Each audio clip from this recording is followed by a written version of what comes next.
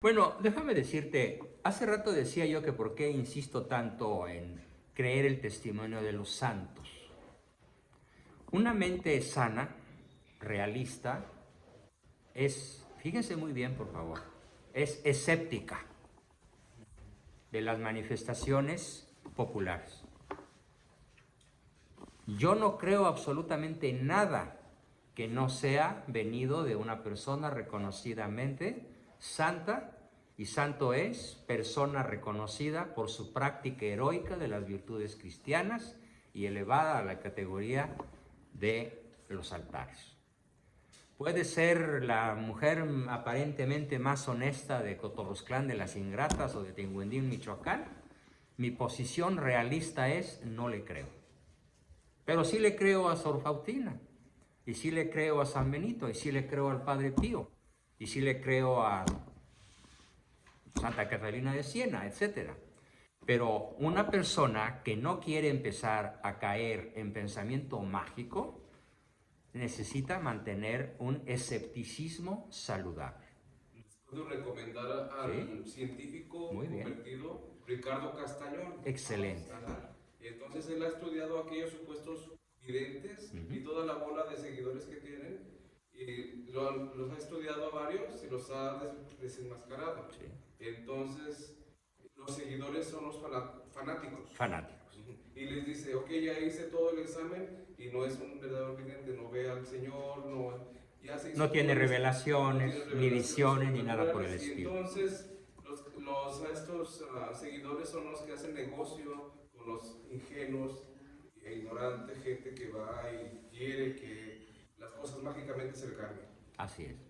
Así que sí es una recomendación, incluso si yo no fuera un psicólogo católico, pero sí sería un psicólogo realista, les diría, no crean en cuentos, no crean en historias. ¿Sí? Pero, ¿Sí? Perdón, no tenemos tiempo suficiente para esa polémica, me voy a seguir ya con el tema del infierno. Pero tenemos a Monseñor Romero, solo eso se lo quiero decir. Bueno, nada más mucho cuidado con el Monseñor Romero, porque hasta donde yo conozco la historia, pues no se distingue precisamente por sus virtudes cristianas. Mucho cuidado. Tuvo una mentalidad comunista, una mentalidad socialista, y fue muy, muy criticado por la Santa Sede durante muchos años.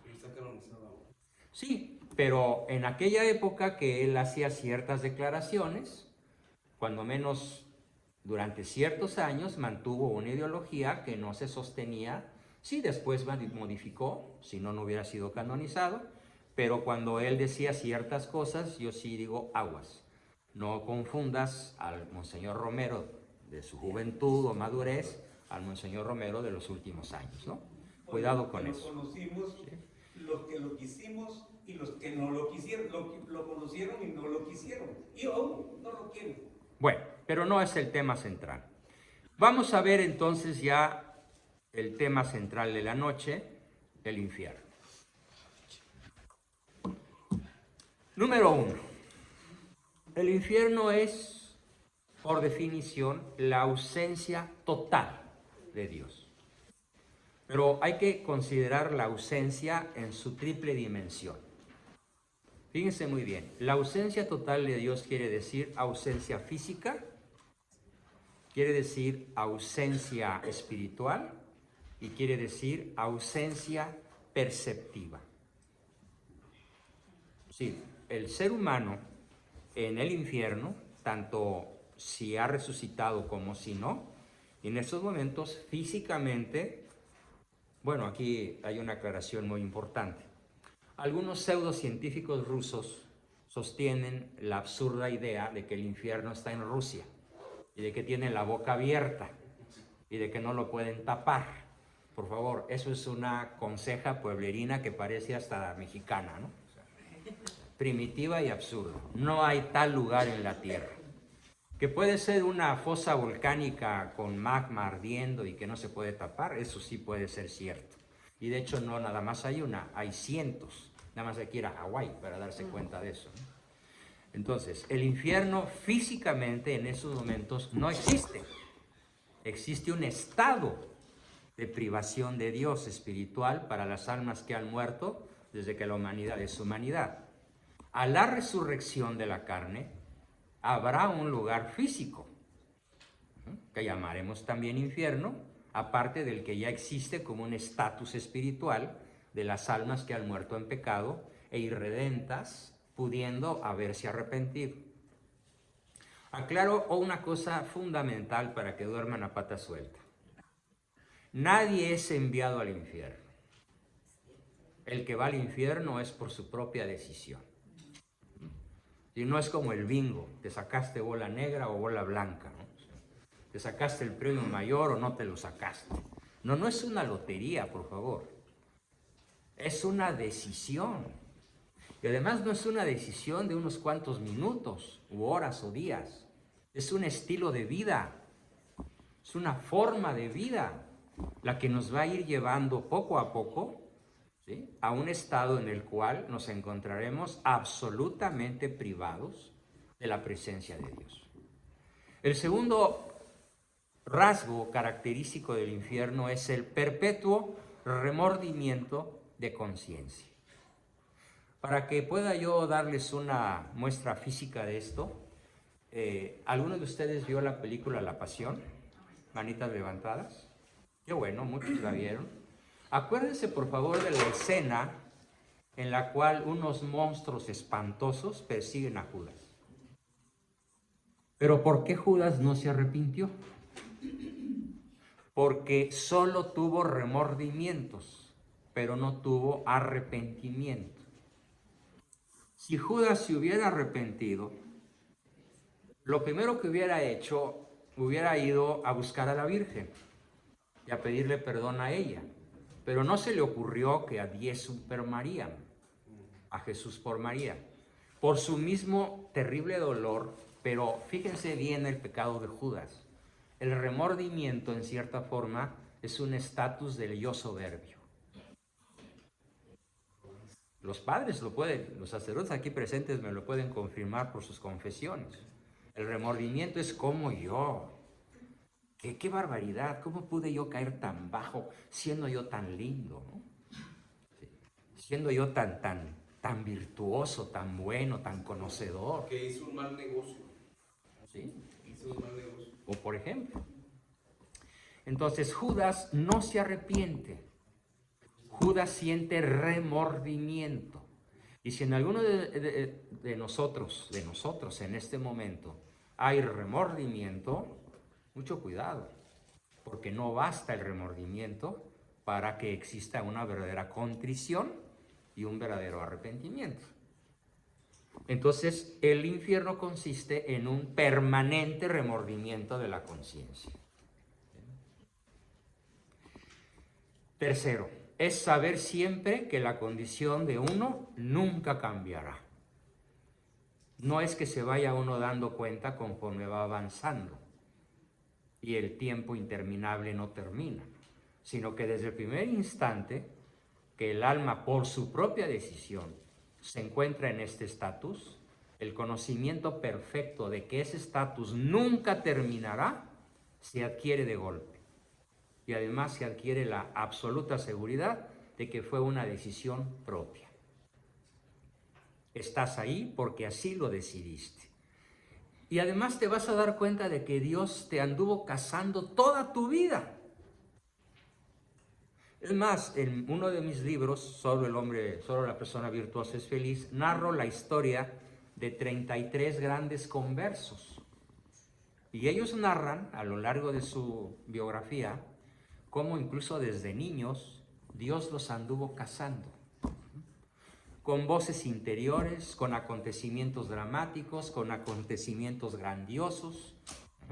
Gorbachov, el gran premier ruso, narra que él creció toda su vida en el ateísmo más absoluto y que él en su interior escuchaba una voz que le decían: ese a quien te han negado desde niño soy yo. Escuchaba esa voz, ¿sí? Y la escuchó Jean-Paul Sartre, el peor ateo del siglo XX, y le hizo caso. La escuchó otro famosísimo perseguidor de la iglesia, Voltaire, Jean-Marie Arouet, que él decía con mucho furor: écrasez l'infâme, aplastad a la infame. ¿Y quién era la infame? La iglesia. Y toda su vida predicó aplastad a la infame. Pues el Señor Jesucristo no se cansó de acuchillarlo, de perseguirlo, de buscarlo, hasta que en los últimos minutos de su vida muere bautizado y confesado y comulgado por voluntad propia, por la acción misionera y pastoral de un brillantísimo amigo suyo jesuita.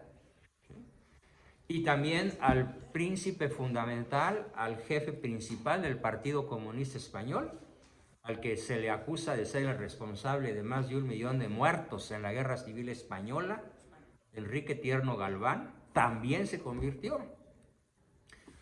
Cristo es el gran buscador de ovejas perdidas. Yo no vine al mundo por los santos, sino por los pecadores.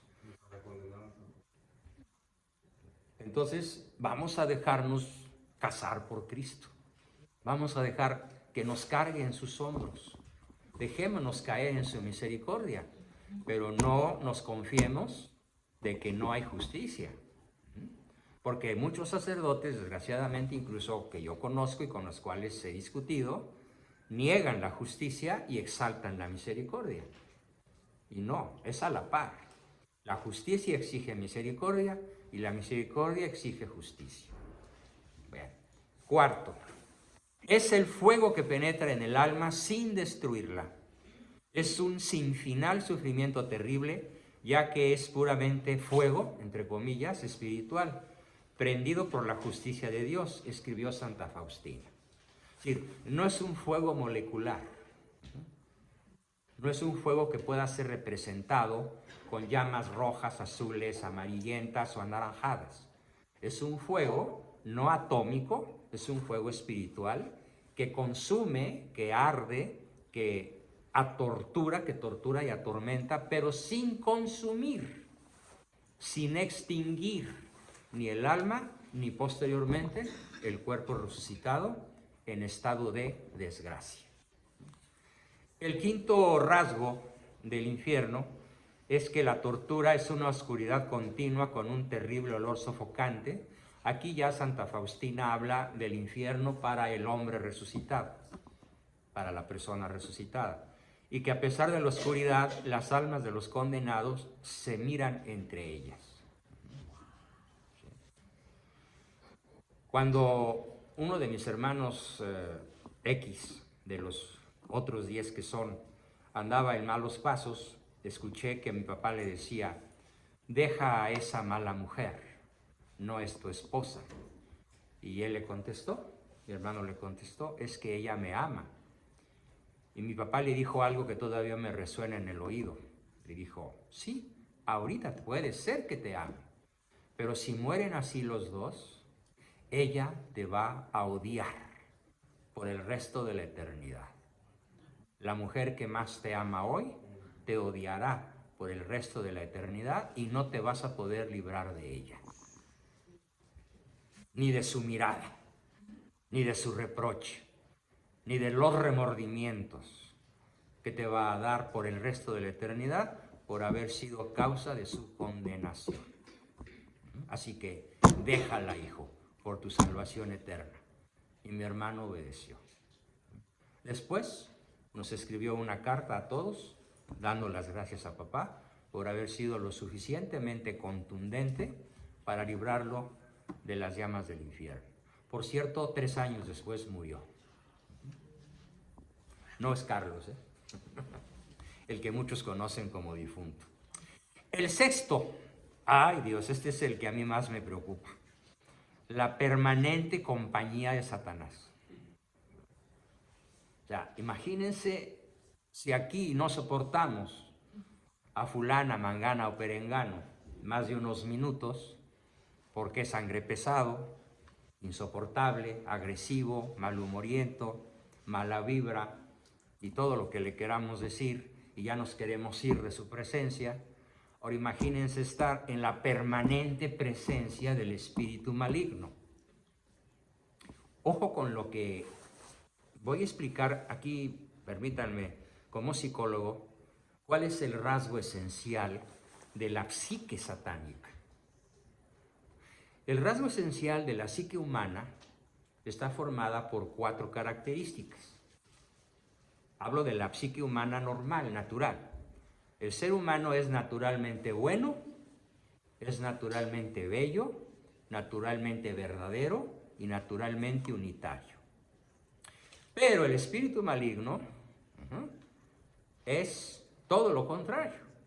Él desea el mal, hace el mal, odia el bien, le repugna el bien. Por lo tanto, odia a la Virgen, odia a Dios y odia la vida humana. Y te odia a ti en lo personal. El gran error de la masonería es creer que Lucifer les va a cumplir sus promesas. ¿Y cuáles son las promesas de Lucifer a los grandes príncipes masones de la historia? Que van a reinar con él en la creación. Bien. Es más, he tenido discusiones con masones de grado 33 en una ciudad donde abundan, que es Toluca, Estado de México. Me han invitado a sus tenidas. Los del Valle.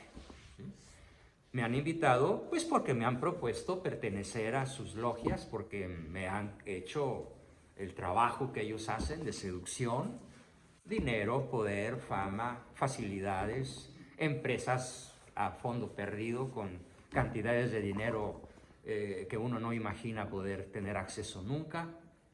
Y siempre he tenido la gracia de Dios para decir no. Pero sí he tenido la curiosidad intelectual de conocerlos. ¿Por qué? Porque yo fui educado por mi padre en un sistema militar. Mi papá era un guerrero, en muchos sentidos. Algún día les podré platicar de él. Y él decía, mira Juan, si quieres ganar la guerra en la que estamos inmersos los cristianos. Sí, papá, claro que la quiero ganar. Muy bien, te voy a dar un consejo que nunca olvides. Mantente muy cerca de tus amigos. Pues sí, papá, pero más cerca de tus enemigos. Ah, caray. Sí. Entonces por eso fui. ¿Sí? Exactamente. Y me decía uno de ellos, el más importante, me decía, mira Juan Bosco, te voy a ser muy franco. Yo sí sé que Dios existe. Bueno, y si sabes que Dios existe, ¿por qué eres masón? Ah, porque yo soy Dios. Y yo reinaré con los príncipes del arco real y los grandes comendadores y vigilantes hermanos por el resto de la eternidad. Y seremos muy felices, extremadamente felices. ¿Y esa promesa quién te la hizo? El ángel de la luz. Lo vi con mis propios ojos, Juan. Estás viviendo en el error, adorando a un pobre señor, dijo un insulto, que murió pobre en una cruz, y crees que ese Dios, que eso es Dios. No, mira, nuestro mundo es luminoso, está lleno de poder, de fama, de riquezas, de honores. Ocupamos el mando del planeta y al morir ocuparemos el trono celestial por el resto de nuestra eternidad. Bueno, si no hubiera yo sido conocedor desde niño de todas las cosas que le aprendí a mi padre, esa noche firmo que sí.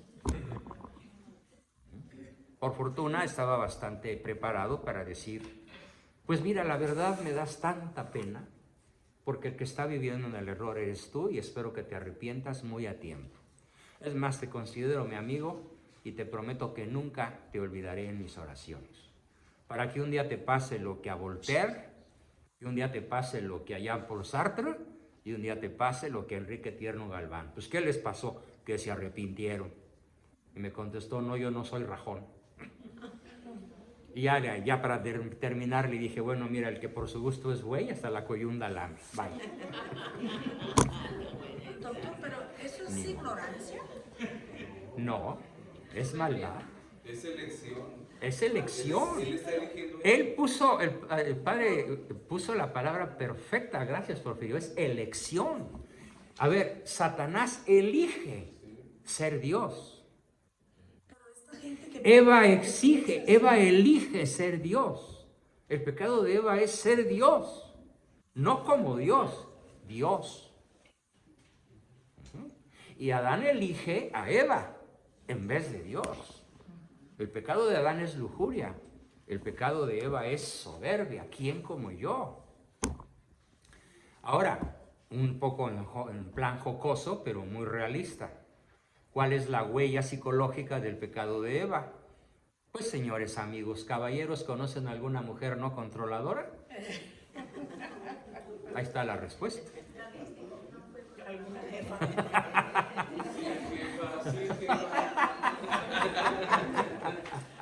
Y bueno, y la pregunta, ¿las señoras conocen algún varón no lujurioso? Pues no, ¿verdad? Unos más que otros nos controlamos, pero ahí está la tenaza de la lujuria. Es una elección. El infierno es una elección. ¿Sí? Porque aparte, entre el grupo de todas esas personas son gente muy académicamente... Altísimo nivel. Bueno, tienen las facilidades y las mejores universidades. las universidades más famosas de la Tierra están dirigidas por masones. No son ignorantes, no son. No, no. De hecho, las más altas, los más altos entorchados académicos los tienen ellos. Muchos doctorados, muchos posgrados. De hecho, aquí en Estados Unidos, la sociedad más famosa y más poderosa de ellos se llama Skulls and Bones, Huesos y Calaveras. Y por ahí han pasado casi todos los presidentes de la Unión Americana. Por fortuna, el actual no. ¿Por qué se les escapó? Misterios de la historia. Yo creo que es un... Enigmas de la historia. Acabo de ver una foto de Mr. Donald con una estatua de la Virgen de Fátima, consagrando al Capitolio a la Virgen de Fátima. Algo que me dio taquicardia de la emoción. ¿Sí? Pues es pro vida, ¿eh? Es pro vida. Bueno, mi respeto será muy chiflado para muchas personas, pero Querrá con ser eso porque me es pro ganó. vida. La mamá de él era católica. Era católica, mira qué dato tan interesante, yo no lo Y la sabía. esposa ahora es católica. Es católica la esposa. Caray. Sí.